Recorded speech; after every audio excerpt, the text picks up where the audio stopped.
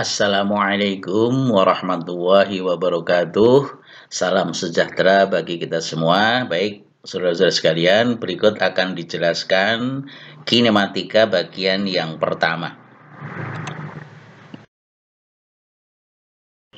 Apa itu kinematika? Kinematika adalah bagian dari mekanika yang mempelajari gerakan dari suatu benda tanpa meninjau penyebab dari gerakan tersebut. Nah, kalau penyebab dari gerakan sudah kita tinjau, itu dinamakan dinamika. Jadi dinamika adalah bagian dari mekanika yang mempelajari gerakan benda serta penyebab dari gerakan tersebut. Sedangkan statika itu bagian dari mekanika yang mempelajari tentang kesetimbangan. Nah, kita akan awali dari bahasan gerak translasi. Translasi itu artinya berpindah tempat atau bergeser. Nah, di dalam bahasan gerak translasi, berpindah tempat atau bergeser ini ada beberapa besaran yang kita perlu pahami yang merupakan besaran dasar pada kinematika. Yang pertama adalah pengertian kecepatan rata-rata.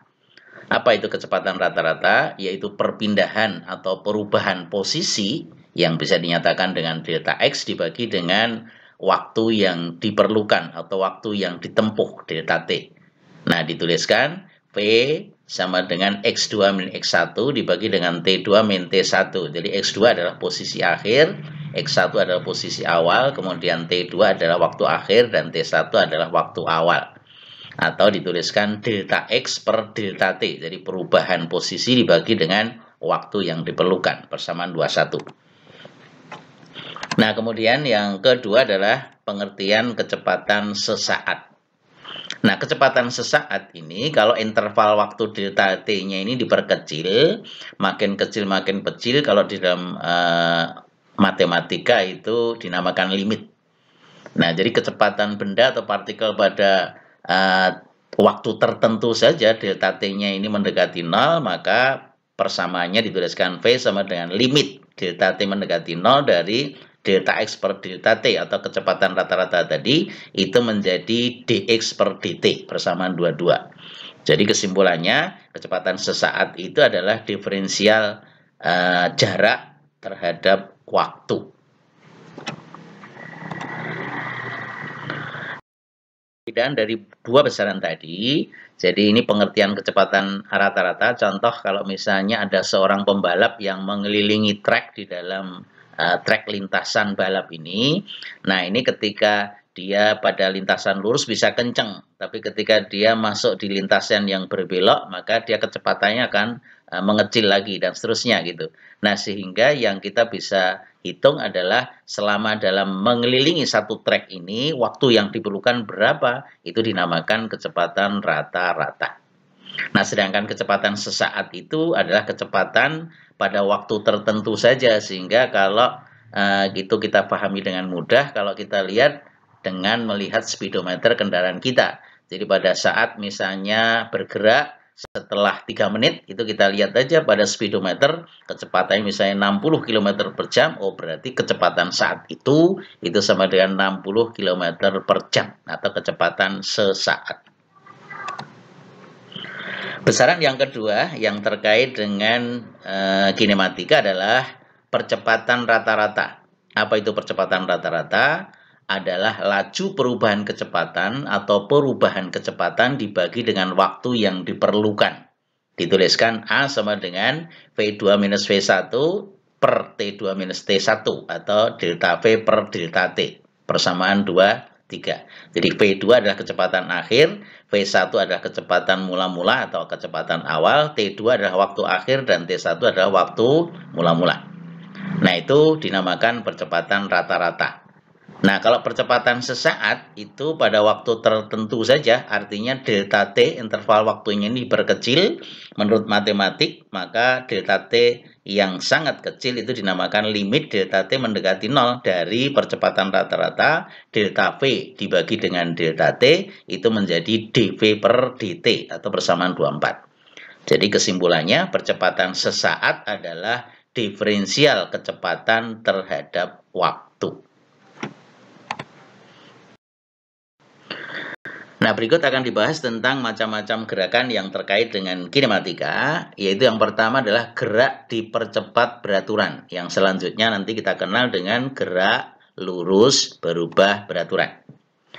Gerak dipercepat beraturan adalah gerak benda dengan percepatan konstan. Jadi yang konstan adalah percepatannya. Dari persamaan percepatan rata-rata, persamaan 24 terakhir yang tadi telah dibahas, itu dituliskan sebagai berikut bahwa A sama dengan diferensial kecepatan terhadap waktu atau dv per dt.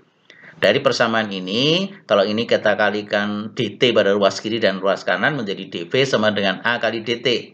Nah, kalau ruas kiri dan kanan kita integralkan, kemudian batas integralnya V-nya misalnya dari V0 sampai V, sedangkan T-nya dari 0 sampai T. Nah, hasil integral ini kalau kita lanjutkan itu akan diperoleh persamaan V min V0 sama dengan AT minus 0. Kemudian kalau V0-nya kita geser ke ruas kanan, itu menjadi persamaan berikut. V sama dengan V0 plus AT, persamaan 25. Di mana V0 ini adalah kecepatan awal atau mula-mula, A adalah percepatan, dan T adalah waktu. Nah, ini dari hasil integral percepatan sesaat dengan syarat batas T sama dengan 0, V-nya sama dengan V0. Nah, selanjutnya ditinjau persamaan 22, yaitu untuk kecepatan sesaat. V sama dengan dx per dt, atau bisa juga ds per dt. Maka persamaan ini bisa dituliskan menjadi dx sama dengan V kali dt. Kemudian nilai V-nya ini kita substitusi ke persamaan diferensial ini, kemudian dipilih syarat batas pada saat T sama dengan 0, X-nya sama dengan X0, kemudian mengintegralkan dari persamaan ini, itu akan diperoleh persamaan sebagai berikut, yaitu X sama dengan X0 plus V0T plus setengah AT kuadrat. Persamaan 26. Nah, biasanya pada saat awal kita menghitung itu jarak X0 ini sebagai posisi mula-mula, itu biasanya dipilih sama dengan 0. Nah, sehingga persamaan 26 ini bisa menjadi S, jarak atau X, kalau arah sumbu X sama dengan V0T plus setengah AT kuadrat, persamaan 26B. Nah, dari persamaan ini, V0 itu adalah kecepatan mula-mula, kecepatan awal, T adalah waktu, kemudian A adalah percepatan.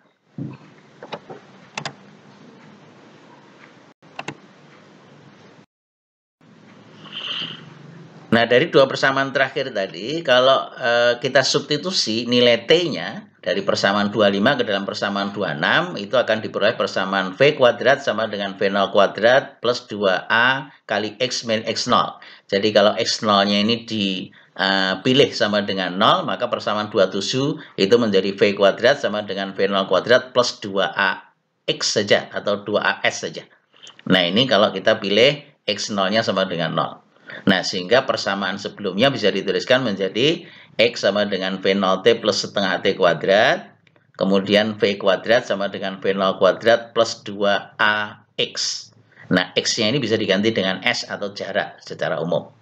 Nah, persamaan-persamaan yang telah dijabarkan itu kita kenal dengan persamaan gerak lurus berubah beraturan atau disingkat dengan GLBB.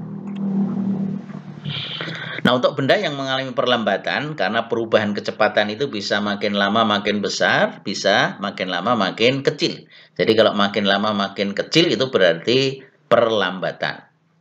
Nah, sehingga nilai A-nya ini menjadi negatif. Maka persamaan 28 itu bisa dituliskan menjadi X sama dengan V0T min setengah AT kuadrat, dan V kuadrat sama dengan V0 kuadrat min 2AX.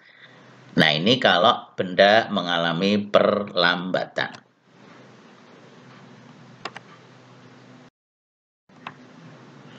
Nah, jenis gerak yang kedua adalah gerak lurus beraturan yang kita singkat dengan GLB.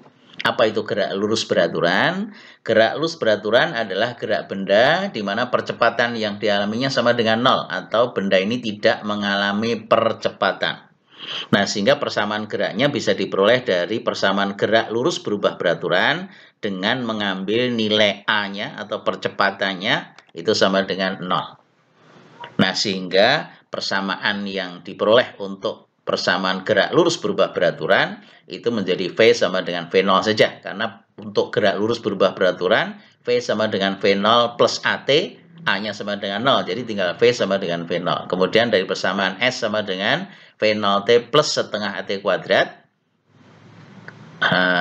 A-nya sama dengan 0, maka persamaannya hanya V kali T saja, atau V0 kali T, di mana V dan V0 tetap, artinya kecepatannya tidak berubah, persamaan 29. Nah, inilah yang dinamakan persamaan gerak lurus beraturan atau GLB.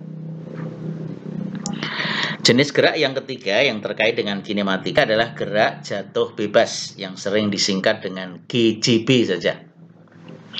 Nah, gerak jatuh bebas ini itu salah satu contoh dari gerak lurus berubah beraturan atau GLBB, di mana percepatan yang dialami oleh benda itu adalah percepatan gravitasi.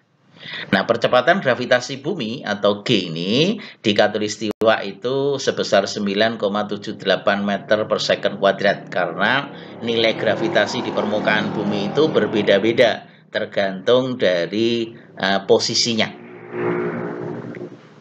Nah, kalau dalam soal nanti, maka nilai percepatan gravitasi ini cukup dibulatkan menjadi 10 meter per second kuadrat. Tapi ingat, nanti ketika kita praktikum, tidak boleh nilai G itu dibulatkan 10 meter per second kuadrat, harus diambil G di khatulistiwa ini 9,78. Karena Jakarta itu dianggap sama dengan di khatulistiwa. Nah, bentuk persamaannya sama dengan GLBB, dengan mengganti saja nilai A itu menjadi G. Nah, itu menjadi persamaan gerak jatuh bebas. Nah, untuk gerak turun, kalau kita menjatuhkan benda itu kan makin lama makin kenceng, makin lama makin cepat, maka akan mengalami percepatan. Sedangkan kalau kita lempar benda ke atas, maka gerak yang dialami akan mengalami perlambatan karena makin lama makin pelan.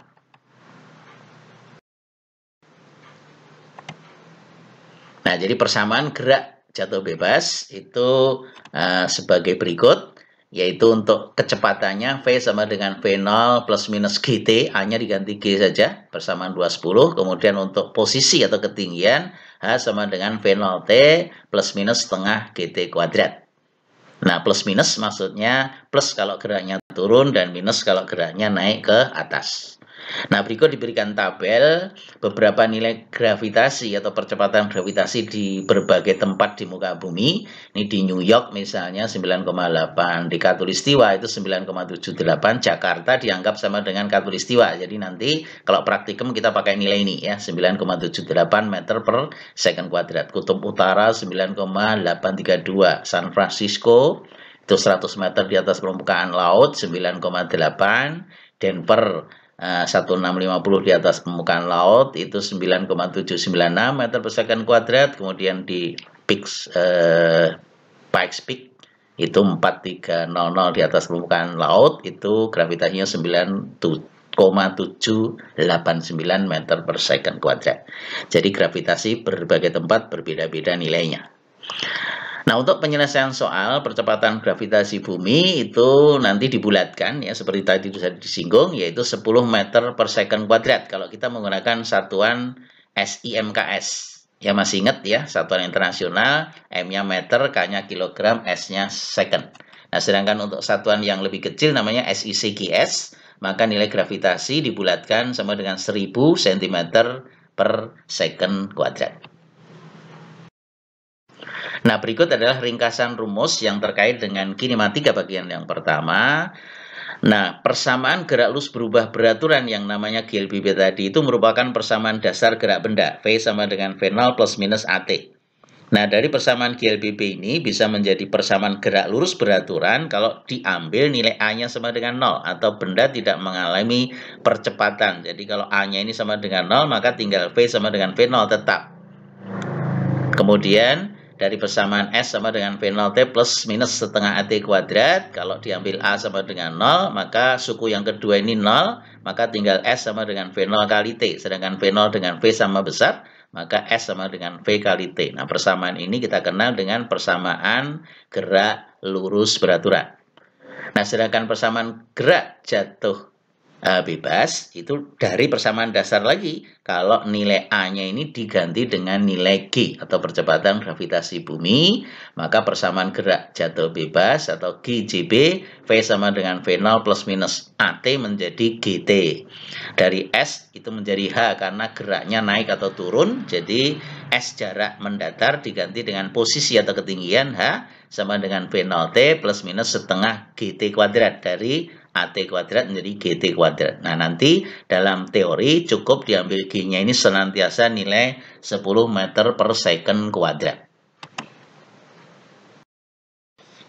Nah, berikut akan dijelaskan beberapa contoh soal yang terkait dengan kinematika bagian yang pertama. Soal yang pertama, pesawat dapat tinggal landas jika kecepatannya 216 km per jam.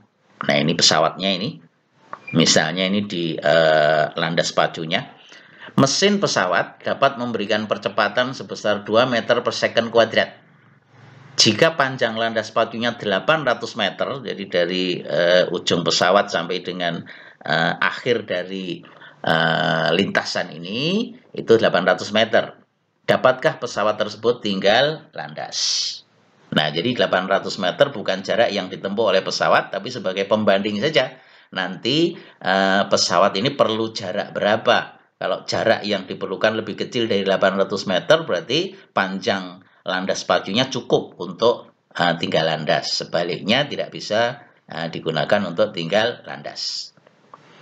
Nah, penyelesaiannya diketahui D sama dengan 800 meter, ini sebagai pembanding, V0 sama dengan 0, jadi ketika pesawat akan tinggal landas, itu kan di sini diem dulu, berhenti dulu di ujung landas pacu, jadi kecepatan awalnya 0, kemudian ketika dia bisa terbang, kecepatan akhirnya 216 km per jam. Jarak landas pacu 800 meter, nah kemudian kecepatan awal 0 karena berhenti di ujung landas pacu tadi, V-nya kecepatan ketika tinggal landas 216 km per jam, kita konversi satuannya menjadi SIMKS.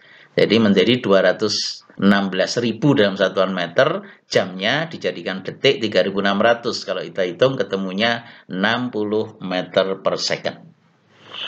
Nah, dari persamaan gerak lurus berubah beraturan, V sama dengan V0 plus AT, V-nya kecepatan akhir tadi 60, V0-nya sama dengan 0 karena berhenti di ujung landas pacu, ditambah A kali T, A-nya sama dengan 2 dari sini ya. Ini belum tertulis di sini, A-nya sama dengan 2 kali T. Jadi dari sini ketemu T waktunya sama dengan 30 detik persamaan 1. Nah, jarak yang diperlukan pesawat berapa? Pakai persamaan jarak S sama dengan V0T plus setengah AT kuadrat.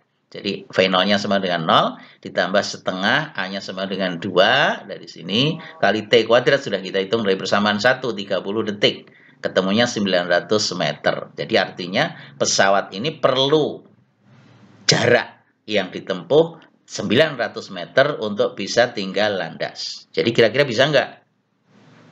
Ya betul, nggak bisa karena panjang landas pacunya hanya 800 meter, jadi kurang panjang.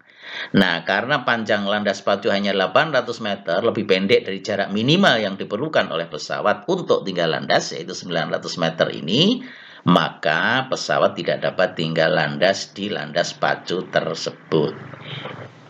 Nah, kalau misalnya ini diganti soalnya 1000 meter itu ya berarti bisa ya. Karena kalau 800 meter kan belum naik, jalannya udah habis gitu ya. Contoh soal nomor 2. Mobil sedan berjalan dengan kecepatan 54 km per jam. Ini mobil yang kecil nih. Tiba-tiba pada jarak 50 meter di depannya itu ada mobil jeep yang sedang berhenti. Nah, ini mobil jeepnya berhenti, jarak antara mobil sedan dengan mobil jeep sama dengan 50 meter. Hitung perlambatan minimal mobil sedan agar tidak menabrak jeep di depannya. Kenapa ada kata minimal di sini? Karena kalau nggak ada kata minimalnya, jawabannya bisa banyak. Jadi mobil sedan ini ngerem 25 meter berhenti, ya nggak nabrak. Direm 40 meter berhenti, yang nggak nabrak. Jadi batas minimalnya itu pada saat dia mulai mengerem sampai berhenti harus pas tepat jaraknya 50 meter. Nah, jadi penyelesaian soal ini yang pertama diketahui D sama dengan 50 ya, ini mohon maaf ini salah ketik. Mestinya ini D-nya 50 meter, ini yang ini. Kemudian V0-nya sama dengan 54 km per jam. Itu kalau kita konversi menjadi 15 meter per second gitu.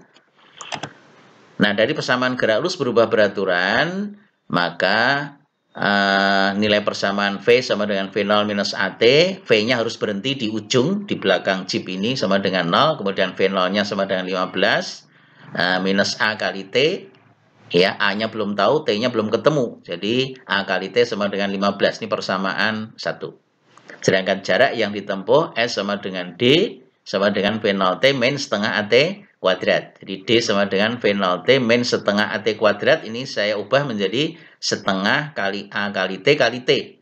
Kenapa diubah begini? Karena kita punya persamaan 1 A kali T sudah dapat 15. Jadi kalau persamaan 1 substitusi persamaan 2, itu akan diperoleh persamaan sebagai berikut. Jadi S D, maaf. Ini 45 betul ya. Jadi yang soalnya ini mestinya 45. Ini yang salah nilai dalam soalnya.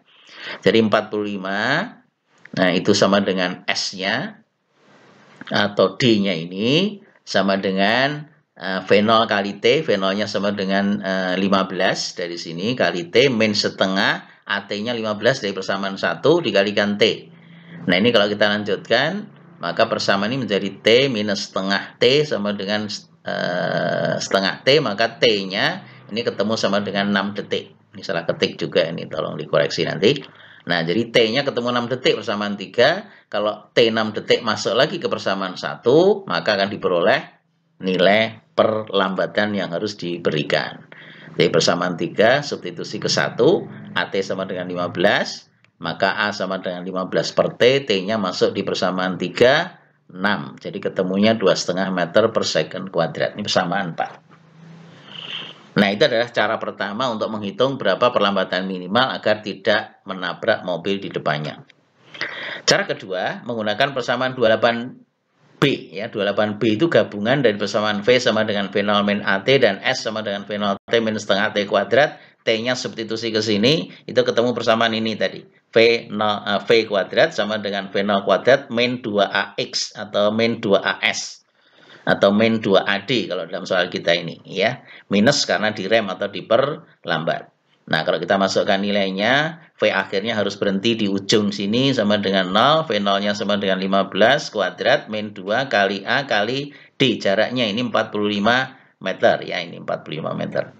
Nah, jadi ketemunya 90A sama dengan 225, maka A perlambatannya sama dengan 2,5 meter per second kuadrat. Jadi persamaan 5 dan 4 sama.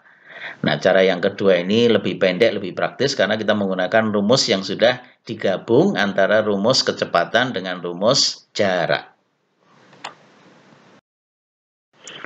Soal nomor 3, sebuah bola dijatuhkan dari puncak gedung. Ini bolanya dijatuhkan dari puncak gedung dan ternyata 4 detik kemudian bola sampai di dasar gedung. Jadi ini sampai ke bawah itu perlu waktu 4 detik. Hitunglah yang pertama tinggi gedungnya ini berapa. Kemudian yang kedua B, kecepatan bola saat sampai di dasar. Jadi ketika nabrak di lantai ini, nabrak di dasar itu berapa kecepatan. Kemudian C adalah posisi dari dasar, posisi dari dasar dan kecepatan bola setelah 3 detik dari saat dijatuhkan. Jadi dijatuhkan 3 detik, misalnya di sini. Nah, ini ketinggiannya berapa, kecepatannya berapa. Penyelesaian, diketahui tadi T dari saat dilepas sampai di dasar 5 detik, kemudian gravitasi diambil 10 ya, meter per second kuadrat. V0-nya sama dengan 0, karena ketika dilepaskan dari puncak gedung ini kan berhenti dulu, jadi V0-nya sama dengan 0. Nah, dari persamaan gerak jatuh bebas, ya, maka tinggi gedung H sama dengan V0T plus setengah GT kuadrat. Jadi sama dengan V0-nya sama dengan 0. Kemudian setengah, G-nya diambil 10, kali T-nya diketahui 4 detik ya. Ini 4 detik ya. Ini mohon ini dikoreksi juga, ini ada salah ketik. Ini mestinya 4 detik. Jadi 0 plus setengah kali 10 kali 4 kuadrat. Jadi sama dengan 80 meter. Itu adalah tinggi gedungnya. Kemudian kecepatan bola saat sampai di dasar gedung, V sama dengan V0 plus GT. V0-nya sama dengan 0, G-nya 10. T-nya sama dengan 5 detik. Ya ini mestinya 4 ya. Mestinya 4 detik. Ini 4 detik, jadi 4 kali 10, jadi sama dengan 40 meter per second. Nah, setelah 3 detik, maka posisi ketinggiannya sama dengan V0T plus setengah GT kuadrat. V0-nya sama dengan 0. Nah, kemudian T-nya 3 detik, jadi 3 kuadrat, ketemunya 45 meter. Jadi 45 meter adalah posisi ketika sudah jatuh selama 3 detik. Berapa kecepatan? Ini posisi dari dasar ya. Jadi ini kan H itu dihitung dari puncak tadi 3 detik itu sampai di sini. Nah ini ketinggiannya berapa dihitung dari tinggi gedung dikurangi dengan turunnya bola. Jadi sama dengan H3 ini itu sama dengan 80 meter tinggi gedung dikurangi dengan turunnya 45 meter. Jadi sama dengan 35 meter. Nah sedangkan kecepatan ketika nabrak di dasar ini itu V sama dengan V0 plus GT. Jadi V0-nya ketika di puncak itu 0 plus GT 10 kali T3, jadi sama dengan 30 meter per second. Nah, jadi itulah beberapa contoh yang terkait dengan kinematika. Ada beberapa yang salah ketik tadi, silahkan dicermati tadi dari apa yang saya jelaskan.